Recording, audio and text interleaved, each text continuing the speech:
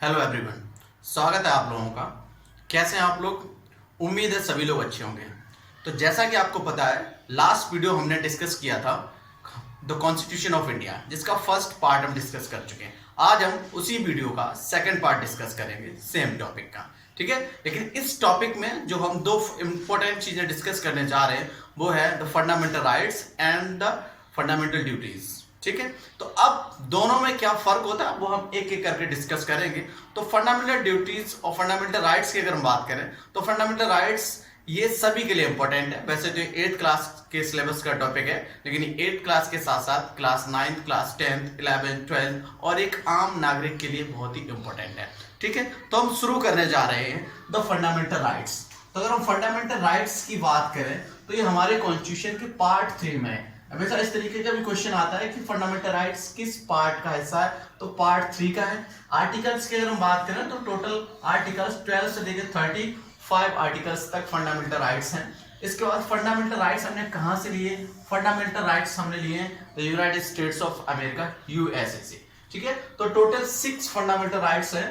ठीक है, तो हम उनको एक एक करके डिस्कस करेंगे। तो पहला है the right to equality from article 14 to 18। ठीक है, राइट टू इक्वलिटी, जैसे कि आपको इससे पता चल जा रहा है कि हर एक व्यक्ति को इक्वलिटी का राइट मिला हुआ है on the basis of religion, caste, ठीक है, सेक्स, जेंडर, इन सभी के हिसाब से हर एक भारतीय नागरिक को राइट टू इक्वलिटी मिली हुई है। इसमें कुछ 3 इंपॉर्टेंट चीजें जो हम आपको डिस्कस करेंगे। इक्वलिटी बिफोर लॉ, लॉ के सामने सभी को बराबरी पर रखा गया। ठीक है, अबोलिशन ऑफ अनटचेबिलिटी, जो पहले भारत में बहुत ज्यादा देखी जाती थी अनटचेबिलिटी। ठीक है, इसको पूरी तरीके से खत्म कर दिया गया। अनटचेबिलिटी में छुआछूत, ठीक है, पूरी तरीके से खत्म कर दिया। Next, abolition of titles. ठीक है, पहले बहुत सारे भारत में इंडिपेंडेंस से पहले लोगों को उपाधियां दी जाती थी, जैसे राव साहब की दी जाती थी, नवाब, कुंवर। ठीक है, तो इस तरीके की टाइटल्स को भी अब लगाना इलीगल हो गया। इसके साथ साथ हम कोई भारत विदेशी टाइटल्स भी नहीं यूज कर सकते, जैसे नाइटो जो ब्रिटिश सरकार बहुत सारे लोगों को देती है, तो भारत इस तरीके के टाइटल्स का भी एवोल्यूशन किया गया है। ठीक है, फर्स्ट फंडामेंटल राइट्स में। नेक्स्ट जो इंपॉर्टेंट बात है, right to freedom. Right to freedom ये हमारा दूसरा फंडामेंटल राइट है और ये आर्टिकल 19 से आर्टिकल 22 तक है। ठीक है, इसमें कुछ इंपॉर्टेंट पॉइंट डिस्कस करते हैं। First, freedom of speech and expression, आपको बोलने का अधिकार है। यकीन मानिए भारत में सबसे ज्यादा लोग इसी राइट का दुरुपयोग भी करते हैं। ठीक है, बहुत सारी चीजें ऐसे कह जाते हैं जो उन्हें नहीं कहना चाहिए, लेकिन हमारी ये फंडामेंटल राइट्स है, इसका ये गलत फायदा भी उठाते हैं। तो पहला इंपॉर्टेंट पॉइंट है right to freedom of speech and expression. Next है फॉर्मिंग एसोसिएशन एंड यूनियन। आप जिस भी सेक्टर में काम करते हो, सेक्टर में आप एसोसिएशन यूनियन बना सकते हैं। जैसे कि आज मजदूर दिवस है तो बहुत सारे आपने देखा हो वर्कर्स यूनियन जो है वो बनाई जा सकती है। तो ये हमें हमारे फंडामेंटल राइट से अधिकार मिला हुआ। Next, to practice any profession. हम भारत में कहीं भी किसी भी जगह पर अपना कोई प्रोफेशन ऑक्यूपेशन कर सकते हैं, ये हमें राइट टू फ्रीडम के अकॉर्डिंग मिला हुआ है। ठीक है, तो तीसरा इंपॉर्टेंट फंडामेंटल राइट है राइट अगेंस्ट एक्सप्लॉयटेशन। ठीक है, आर्टिकल 23 से 24 मीन शोषण के विरुद्ध अधिकार। इसका मतलब है कि हमारा कोई एक्सप्लॉयटेशन नहीं कर सकता है। और इसके 3 जो इंपॉर्टेंट पॉइंट अगर हम डिस्कस करते हैं, फोर्स लेबर, ये पूरी तरीके से इलीगल है। पहले क्या हुआ करता था, बदुआ मजदूरी, फोर्स लेबर कराई जाती थी। लोगों के हाथ में शरीर पर स्टैंप लगा दिया जाता था और उनको कई सालों तक लगातार फोर्स लेबर करनी पड़ती थी। Next, child labour. ठीक है, चाइल्ड लेबर भी इलीगल है। ह्यूमन ट्रैफिकिंग, ठीक है, इंसान जो ह्यूमन है तो उनकी खरीद फरोख्त भी पूरी तरीके से इलीगल है। ठीक है, तो ये लोगों को राइट है कि उनसे फोर्स लेबर नहीं कोई करा सकता, बच्चों से काम नहीं करा सकता और इंसान की खरीद फरोख्त नहीं हो सकती, सेल और बाइंग नहीं हो सकती है। ठीक है, ये कुछ राइट्स हैं जो हमें राइट अगेंस्ट एक्सप्लॉयटेशन के अकॉर्डिंग मिले हुए। नेक्स्ट हम बात करते हैं right to freedom of religion, धार्मिक स्वतंत्रता के अधिकार। ये हमें राइट 25 से लेकर आर्टिकल 25 से आर्टिकल 28 के बीच में मिला हुआ है। इसमें कुछ इंपॉर्टेंट पॉइंट अगर हम बताएं, freedom of practice and propagation of religion. आप अपने रिलीजन की प्रैक्टिस कर, आप कोई नया रिलीजन अडॉप्ट कर सकते हैं, अपना सकते हैं और अपने रिलीजन का प्रोपेगेट प्रचार भी कर सकते हैं, इसकी हमें आजादी मिली हुई है। Freedom to manage religious affairs, हम बहुत सारे धार्मिक अनुष्ठान कर सकते हैं, रिलीजियस कार्यक्रम कर सकते हैं। तो ये हमें फंडामेंटल राइट्स अधिकार मिला है right to freedom of religion के अकॉर्डिंग। नेक्स्ट, अगर हम 5th राइट्स की बात करें तो कल्चरल एंड एजुकेशनल राइट्स। ठीक है, तो ये बहुत इंपॉर्टेंट है, ये आर्टिकल 29 और आर्टिकल 29 से 30 के बीच में मिला हुआ है। इसमें देखिए राइट टू प्रिजर्व कल्चर, ठीक है, जो हमारा कल्चर उसको हम प्रिजर्व कर सकते हैं, जो लैंग्वेज है उसको हम प्रिजर्व कर सकते हैं, और स्क्रिप्ट है, ठीक है, जो लिखा बैठा है, जिस तरीके की हमारी बहुत सारी, आपको पता है इंडिया डाइवर्सिटीज की कंट्री है, तो इन सारी चीजों को हम कल्चर को, लैंग्वेज को, स्क्रिप्ट को प्रिजर्व करने का हमें फंडामेंटल राइट्स मिला हुआ, ठीक है।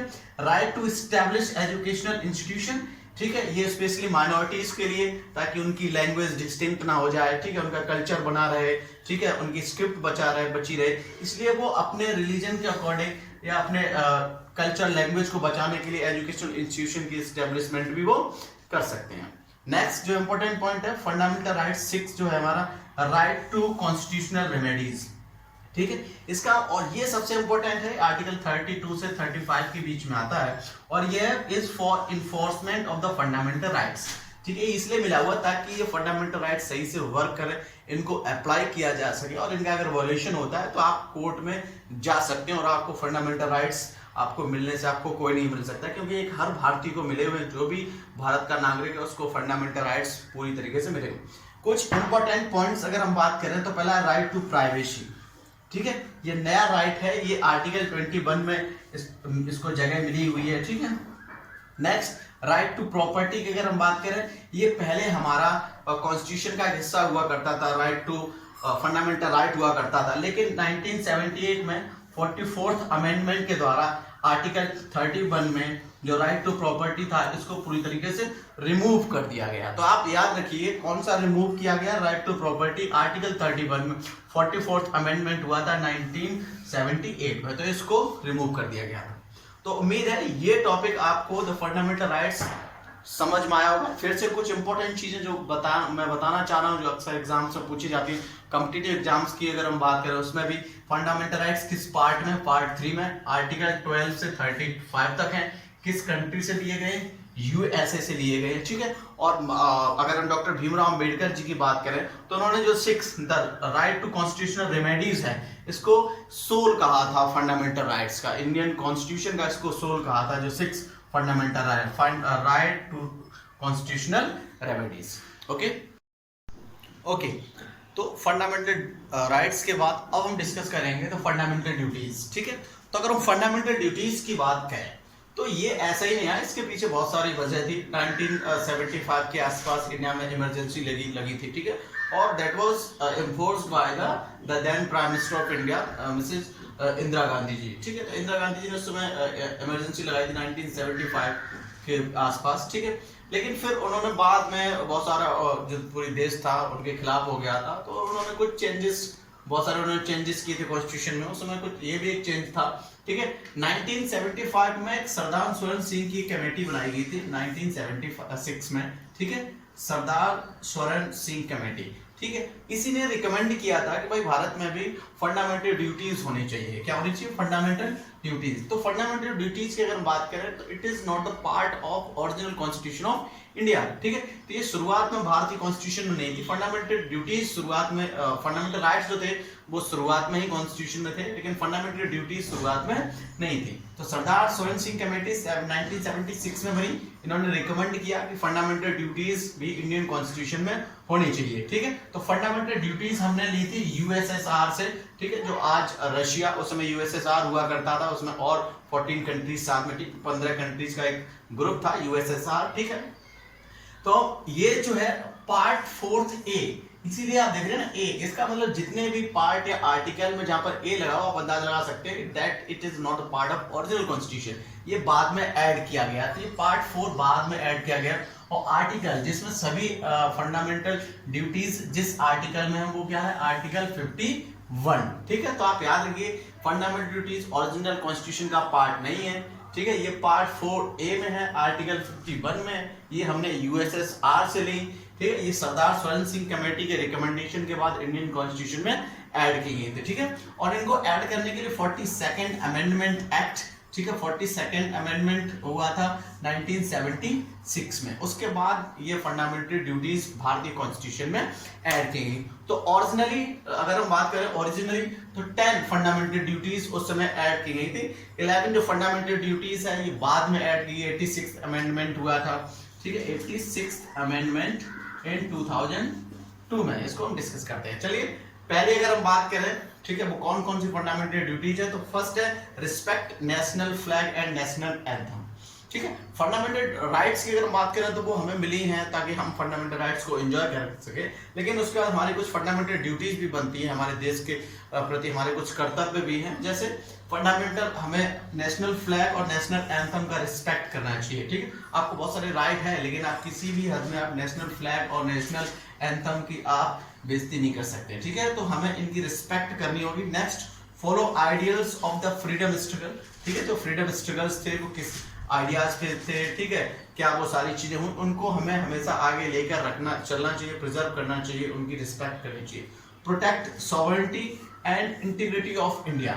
ठीक है, हमें बहुत सारे राइट मिले हैं, लेकिन हम अपने भारत की एकता और अखंडता के साथ कोई खिलवाड़ नहीं कर सकते। हमें सॉवरेनिटी और इंटीग्रिटी को हमेशा प्रोटेक्ट करके रखना है। Next, defend the country and render national service when called upon. हमें अपने देश की हमेशा सुरक्षा करनी चाहिए और किसी इमरजेंसी केस में हमेशा हमें देश की रक्षा करने के लिए तत्पर रहना चाहिए। जब भी हमें देश अपने काम के लिए बुलाता है तो हमेशा हमें तैयार रहना चाहिए। Next, spirit of common brotherhood. ठीक है, हमें भाईचारे की भावना लगातार बनाए रखनी चाहिए। सोसाइटी में जो विमेन है उनकी रिस्पेक्ट करनी चाहिए, ये भी हमारे फंडामेंटल ड्यूटीज है। Next, preserve the rich heritage of India. जो हमारी रिच हेरिटेज है इंडिया की, वो उसको बनाए रखना है, चाहे वो कल्चर की बात करें, चाहे हिस्टोरिकल मोन्यूमेंट की बात करें, हमें उनको भी बचा के रखना। आपको पता है हम लोग नॉर्मली हिस्टोरिकल मोन्यूमेंट विजिट करने जाते हैं तो वहाँ पर जो बिल्डिंग्स होती हैं वहाँ पर अपने नाम लिखाते हैं, वहाँ पर बहुत सारी ऐसी चीज़ें करते हैं जो हमें नहीं करनी चाहिए। ठीक है, तो ये हमारा एक ड्यूटी है कि हमारा जो रिच हेरिटेज है इंडिया का उसको हम प्रिजर्व कर सके, बचा कर रख सकें। ठीक है, next, preserve national environment and wild life. ठीक है, जो नेशनल एनवायरनमेंट है उसको, नदियां हैं, लेक्स हैं, वाइल्ड लाइफ है, इनको लगातार हमें प्रिजर्व करके रखना है। ठीक है, ये भी हमारे एक फंडामेंटल ड्यूटी का पार्ट है। Next, develop scientific temper. हमें साइंटिफिक अप्रोच की तरफ आगे बढ़ना चाहिए। जो पुराने टाइम में जो बहुत सारे सुपरस्टिशियस थे, अंधविश्वास थे, हमें उनको फॉलो नहीं करना चाहिए। हमें साइंटिफिक टेम्पर की तरफ बढ़ना चाहिए। ठीक है, साइंटिफिक अप्रोच की तरफ बढ़ना चाहिए। Next, safe guard and public property. हमें पब्लिक प्रॉपर्टी का भी ध्यान रखना चाहिए, उसकी रक्षा करनी चाहिए। आपने देखा बहुत सारे केसेस में स्ट्राइक होता है, डेमोन्स्ट्रेशन होते हैं, तो हम अपने रोडवेज की, रेलवेज की बसों में या रेलवेज में आग लगा देते हैं। ठीक है, और सरकारी बिल्डिंग्स को नुकसान पहुंचाते हैं। हमें ये सारी चीजें भी नहीं करना चाहिए। ठीक है, हमें इन पब्लिक प्रॉपर्टी के सेफगार्ड, इनको प्रोटेक्ट करना चाहिए, हमारा फंडामेंटल ड्यूटी का एक पार्ट है। Next, strive for excellence in all spheres. हमें अपनी जिंदगी हर एक क्षेत्र में एक्सीलेंस की तरफ बढ़ना चाहिए, चाहे इंडिविजुअली या ग्रुप की अगर हम तौर पे बात करें तो हम हर चीज में एक्सीलेंस की तरफ आगे बढ़ना चाहिए। जो हमने आपको बताया था, तो ये 10 जो थी ये पार्ट थी ओरिजिनल, जब ऐड हुई थी 1976 में। 86th अमेंडमेंट हुआ 2002 में, तो एक हमारी नई जो फंडामेंटल ड्यूटी थी वो ऐड हुई। ये ड्यूटी है, duty of all parents to send their children school. ठीक है, 6 to 14 ईयर, जो 6 to 14 ईयर्स के बच्चे हैं उन सभी गार्जियंस का ये फंडामेंटल ड्यूटीज है कि उन बच्चों को वो स्कूल भेजें। ठीक है, तो ये इनको ए से, ठीक है, A B C D E F G H I J K, तो A से J तक ओरिजिनल थी, के हमने बाद में ऐड की कब, 2002 में, ये 86th अमेंडमेंट हुआ था।